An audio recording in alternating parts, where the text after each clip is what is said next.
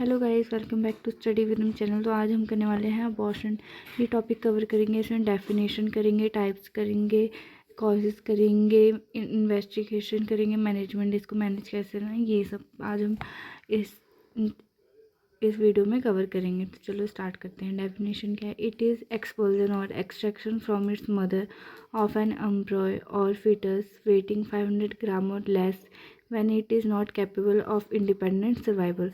Abortion क्या है? Expulsion या फिर एक्सट्रैक्शन करना, निकालना जो एम्ब्रॉय है फीटस को, उसका वेट 500 ग्राम या फिर 500 ग्राम से कम है, उसको एक्सपल आउट कर देना मदर के वूम से, उसको कहते हैं अबॉर्शन। अबॉर्शन का दूसरा डेफिनेशन भी लिख सकते हैं, अबॉर्शन और मिसकैरेज। अबॉर्शन को हम मिसकैरेज भी कहते हैं। ये define as termination of pregnancy before 20 weeks और below 500 gram of weight of foetus. Abortion क्या है? ये टर्मिनेशन ऑफ प्रेगनेंसी होता है बिफोर 20 वीक्स, 20 वीक्स से पहले जो टर्मिनेशन हो जाता है उसको कहते हैं हम अबॉर्शन। अब टाइप्स ऑफ अबॉर्शन या फिर क्लासिफिकेशन ऑफ अबॉर्शन क्या होता है?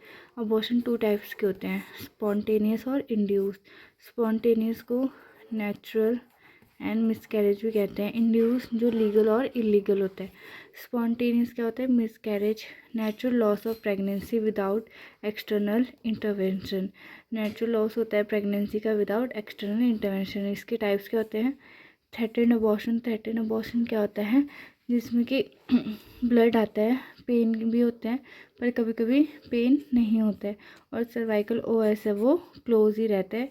इसमें हम क्या कर सकते हैं, जो प्रेगनेंसी है उसको हम कंटिन्यू कर सकते हैं, बचा सकते हैं प्रेगनेंसी को।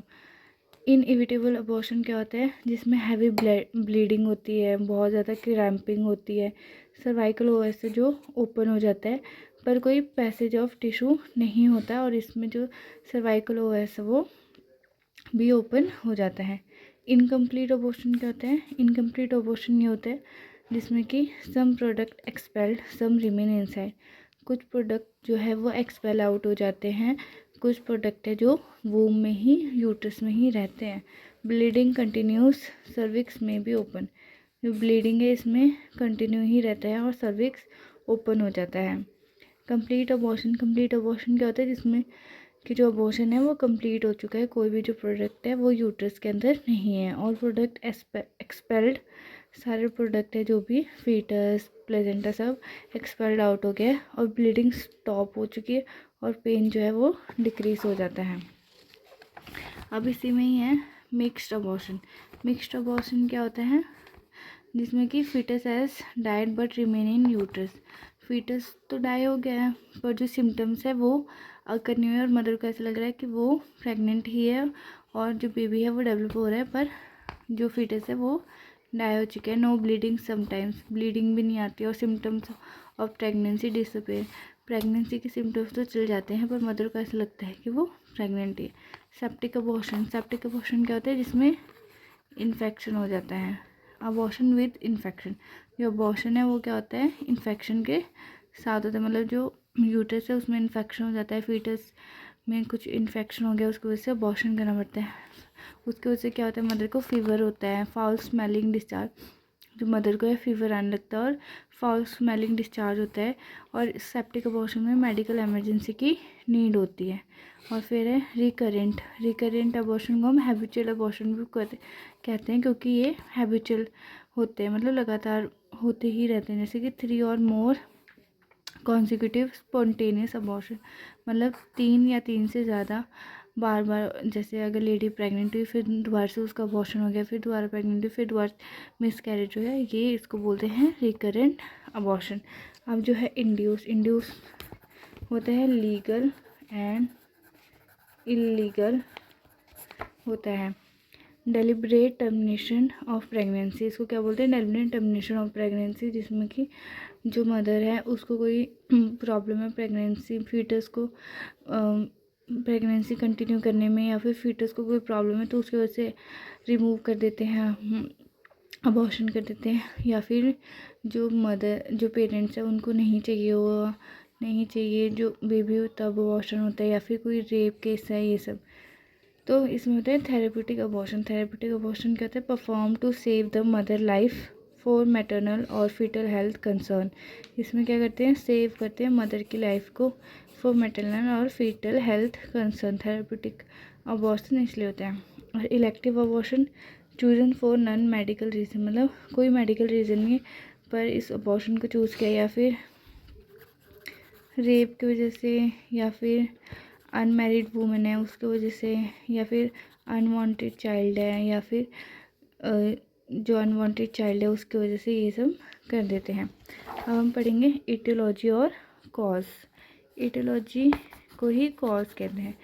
कॉज क्या होता है अबॉर्शन का, जेनेटिक होते हैं, या फिर मैटरनल कॉज। मैटरनल कॉज क्या होगा, जिसमें कि endocrine and metabolic disorder, mother को कोई एंडोक्राइन या फिर मेटाबॉलिक डिसऑर्डर है उसकी वजह से वो प्रेगनेंसी कंटिन्यू नहीं कर सकती, जिसकी वजह से बाद में वो प्रेग्नेंट हो जाती है पर बाद में कॉम्प्लिकेशन आते हैं जिसकी वजह से अबॉर्शन करना पड़ता है, जैसे कि डायबिटीज़ हो गया, हाइपरटेंशन, सीवियर इन्फेक्शन जैसे कि रूबेला है, जैसे कि एनाटॉमिकल अबनॉर्मलिटीज जैसे कि सर्वाइकल इनकम्पिटेंस, जो सर्वाइकल है वो इनकम्प्लीट है, या फिर यूट्राइन अबनॉर्मलिटीज है उसकी वजह से जो मदर है बाद में कॉम्प्लिकेशन आते हैं।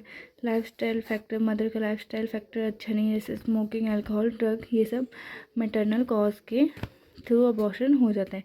फीटल कॉज क्या होता है, फीटल कॉज मतलब बच्चे की वजह से अबॉर्शन हो गया या फिर अबॉर्शन कराना पड़ा, जैसे क्रोमोसोमल अबनॉर्मलिटीज। क्रोमोसोमल अबनॉर्मलिटीज मतलब जो फर्टिलाइजेशन है वो अच्छे से अक्कर नहीं हुआ उसकी वजह से, या फिर कंजेनाइटल मालफॉर्मेशन, जो बेबी है बेबी के ऑर्गन डेवलप नहीं हो रहे हैं, ग्रो नहीं हो रहे इसकी वजह से, और इंट्रायूट्राइन इन्फेक्शन, कोई इन्फेक्शन है उसकी वजह से। इन्फेक्शन जैसे मैं बोलती हूँ इन्फेक्शन वायरल, पैरासाइटिक और बैक्टीरियल, कोई वायरल इन्फेक्शन हो गया, पैरासाइटिक इन्फेक्शन हो गया, फिर बैक्टीरियल, उसकी वजह से अबॉर्शन करना पड़ा है। इन्वायरमेंटल कॉज भी अबॉर्शन में एक फैक्टर है, जैसे कि एक्सपोजर टू रेडिएशन का एक्सपोजर हो, टॉक्सिक केमिकल का एक्सपोजर हो, या फिर ऑक्यूपेशनल हैजार्ड हो उसकी वजह से। अब क्लिनिकल फीचर क्या होता है, साइन एंड सिम्टम्स क्या है, वजाइनल ब्लीडिंग होगी जिसकी वजह से पता चलेगा, अब्डोमिनल लोअर बैक पेन होगा, dilation of cervical ovary, dilation start हो जाएगी, passage of products of conception, tissue या फिर फ्लूइड आना स्टार्ट होगा, लॉस ऑफ प्रेगनेंसी सिम्टम, मतलब कि कोई भी प्रेगनेंसी का सिम्टम अब बंद हो जाएगा, जैसे कि नोज़िया और वॉमिटिंग कम हो जाएगी, ब्रेस्ट टेंडरनेस कम हो जाएगा।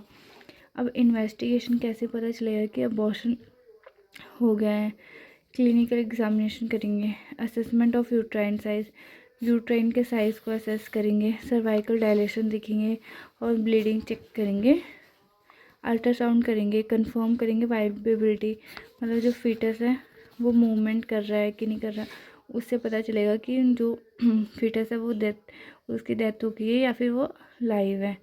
डिटेक्ट रिटेन प्रोडक्ट, कोई रिटेन प्रोडक्ट तो नहीं रह गया यूट्रस में, वो डिटेक्ट करेंगे। फिर ब्लड टेस्ट करेंगे, बीटा एसिजी से पता चलेगा लेडी प्रेग्नेंट है कि नहीं है। सीबीसी करेंगे, ब्लड ग्रुप और आरएच टाइपिंग चेक करेंगे। अब इसकी मैनेजमेंट कैसे होगी, एक होगी मेडिकल मैनेजमेंट, एक नर्सिंग मैनेजमेंट। तो अभी हम मेडिकल मैनेजमेंट पढ़ते हैं। स्टेबलाइजिंग ऑफ द पेशेंट को स्टेबलाइज करना, मेंटेन करेंगे एबीसी, एयरवे, ब्रीथिंग और सर्कुलेशन मेंटेन करेंगे, चेक करेंगे vital signs, BP, pulse, respiratory temperature check करेंगे, आईवी लाइन स्टार्ट करेंगे और आईवी फ्लूइड देंगे ताकि ट्रीट क्या कर सके, डिहाइड्रेशन और शॉक को। सेकेंड है कंट्रोल ऑफ ब्लीडिंग को कंट्रोल करेंगे ताकि एनीमिया ना हो जाए या फिर ब्लड की कमी ना हो जाए। यूट्राइन मसाज करेंगे ऑफ यूट्रसिस इफ़ यूट्रसिस एटॉनिक, अगर यूट्रस एटॉनिक है तो यूट्राइन को मसाज करेंगे। Monitor amount of bleeding monitor करेंगे। इफ़ हैवी ब्लीडिंग, अगर हैवी ब्लीडिंग है तो प्रिपेयर फॉर इवैक्यूएशन, मतलब कि इवैक्यूएशन के लिए स्टार्ट कर देंगे। इवैक्यूएशन ऑफ यूट्रस, ये भी दो टाइप का होता है depending on type of abortion कैसा है उस पर डिपेंड होता है। मेडिकल मेथड से इवैक्यूएशन हो रहा है कि सर्जिकल मेथड। मेडिकल मेथड में हम देंगे मिसोप्रोजोटोल और मिफ्रिस्टन, ये मेडिसिन हम देंगे जिसकी वजह से जो प्रोडक्ट है, जो फीटस है, वो बाहर आएगा। सर्जिकल मेथड से क्या करेंगे, मैनुअल वैक्यूम एस्पिरेशन करेंगे, सक्शन इवैक्यूएशन करेंगे और डायरेक्शन इवैक्यूएशन करेंगे जिसकी वजह से अबॉर्शन फुल्ली हो जाएगा। या फिर एंटीबायोटिक थेरेपी। एंटीबायोटिक थेरेपी क्या होता है? Broad spectrum antibiotic to prevent और ट्रीट इन्फेक्शन, मतलब कि एंटीबायोटिक देंगे ताकि इन्फेक्शन को ट्रीट कर सके। ये मैंडेटरी होता है सेप्टिक अबॉर्शन में। एंटी डी इम्यूनोग्लोबुलिन, मतलब कि अगर मदर का RH फैक्टर नेगेटिव है तो मदर को देंगे ताकि प्रिवेंट कर सके सोयो इम्यूनाइजेशन को प्रिवेंट करने के लिए। पेन मैनेजमेंट करेंगे, नेसेट देंगे और एंटी स्पैज़मोडिक्स फॉर पेन रिलीफ देंगे। ट्रीटमेंट ऑफ कॉम्प्लिकेशन, अगर कोई कॉम्प्लिकेशन है तो उसके लिए ट्रीटमेंट पहले ही रेडी रखेंगे, जैसे शॉक के लिए IV फ्लूइड, ऑक्सीजन, सेप्सिस के लिए IV एंटीबायोटिक और ICU केयर, ये सब देंगे। फॉलोअप लेंगे, रिपीट USG इफ़ नीडेड, अगर USG नीडेड है, अल्ट्रासोनोग्राफी नीडेड है तो वो दोबारा करेंगे। हीमोग्लोबिन चेक करेंगे, ब्लड का लेवल चेक करेंगे और असेस करेंगे कंप्लीट इवैक्यूएशन, मतलब कोई वाइबल प्रोडक्ट है जो यूट्रस में रह तो नहीं गया, ये सब चेक करेंगे। अब nursing management of abortion. Nursing management क्या देंगे? असेस करेंगे, मेंटेन करेंगे fluid and electrolyte balance, vitals check करेंगे, pre and post procedure care देंगे, इन्फेक्शन पेन मैनेजमेंट मेडिसिन देंगे, एंटीबायोटिक फीवर के लिए और एनाल्जेसिक पेन के लिए मेडिसिन देंगे, साइकोलॉजिकल सपोर्ट देंगे, मेडिकेशन एडमिनिस्ट्रेशन करेंगे कि जो मेडिसिन है वो टाइमली वो ले रही है कि नहीं ले रही है, सब चेक करेंगे। हेल्थ एजुकेशन देंगे, उसको बोलेंगे कि avoid sexual intercourse for 2-3 week के लिए सेक्सुअल इंटरकोर्स ना करे, अवॉइड हैवी वर्क ना करे। फॉलोअप लेंगे, विजिट इंपॉर्टेंट है, उसको बताएंगे कि चेकअप कराना इंपॉर्टेंट है। और रिपोर्ट डेंजर साइन, अगर कोई डेंजर साइन उसको लग रहा है तो वो रिपोर्ट कराए, जैसे कि एक्सेसिव ब्लीडिंग हो गया, फीवर हो गया, फाउल स्मेल हो गया, ये सब अगर दिख रहा है तो वो रिपोर्ट करे और चेकअप कराने आए। Thank you guys for watching this video. I hope आपको ये वीडियो अच्छी लगी और समझ आई हो। लाइक करो, कमेंट करो, सब्सक्राइब करो। Bye guys.